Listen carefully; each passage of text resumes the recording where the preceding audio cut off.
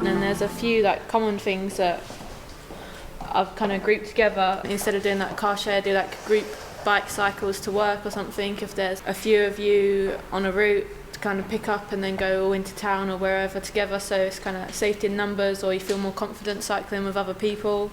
Cyclists are the better people to understand the road network and what's wrong with it.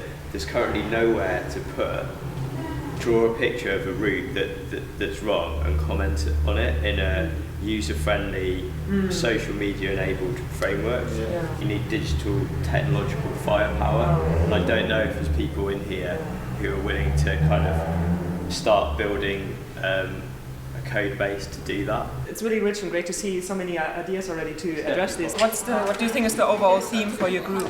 Building confidence. So, fear of cycling alone, because if you're in a group, it's always better, you're also more visible. Someone I trust in these areas that would make me feel more confident.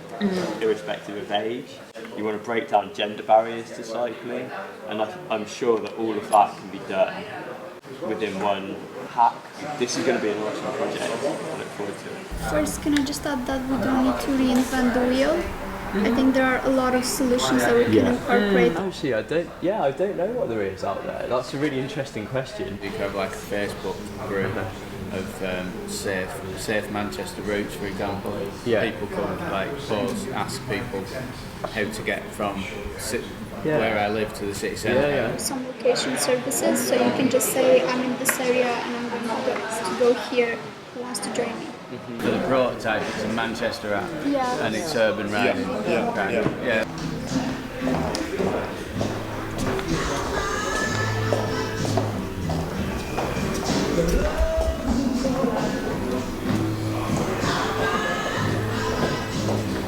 So this is the moment of truth. So this is me in Sheffield, assuming that I've got it.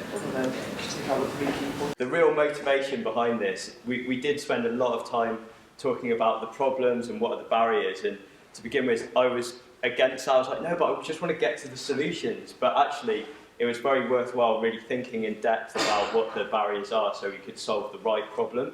Initially we had an idea about identifying poor infrastructure on the road network, which is obviously a big barrier, but realistically, it's if you've got a strong community that can overcome infrastructural barriers. The infrastructure is never going to be perfect. It costs a lot of money to fix, and it's quite slow to build, whereas community can just snowball. It can grow very, very quickly. So that's what we're talking about. Imagine we have Laura, who is new to a city or is a bit scared of cycling, doesn't know all of the little tricks, maybe doesn't know the routes within the city. And then imagine you've got someone else who's an experienced cyclist who really loves their cycling, as people tend to, but wants to transmit their skills and their knowledge. And the way that we do that is through an application. We have a web-based version of it, and we also have the mobile app that we are planning to develop from this. It's Match My Routes. The idea is to match people based partly on the routes that they take frequently to work or to the shops, and also based on their personal characteristics, on the kinds of guidance that they might need to other people. So it's a social media thing. It actually starts with the cycling community. We've put up a very basic wireframe of how this journey through the application would look like for two types of users. You create a profile with a picture, the name, and what level do you consider yourself to be.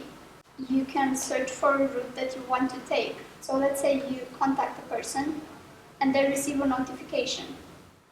And another journey, you've already used the application for a while. The application has learned the routes that you take most frequently. Here you can see that you already have some routes that you can name. And this is just a basic front end. And Robert put together a back end as well. Yeah. So this is just to show that we have an open source approach. As I say, I want other people to be able to use this technology. We want it to work on the desktop and on your phone. We want as few barriers to connecting people into the amazing cycling communities around the world that already exist. They just need to grow faster and open up to a wider range of people. And here it's identified Laura's everyday route to work. It's not highly accurate, so there's no problem with people identifying where she lives. It's just a kind of rough guide of where the route is. So I've just put that online if anyone wants to have a look. I mean, you've just got a few kind of routes that people could be taking, and it's going to find the routes that really overlap with it. That's our application. I think it solves a real world problem. It can scale quickly, and we really think that people would be interested in funding it, especially local authorities who are already investing money in behavioural change to try and encourage cycling, because they can save a huge amount of money if people get out of their cars and start cycling from NHS. That's much my route. Thanks a lot for listening, and look forward to questions.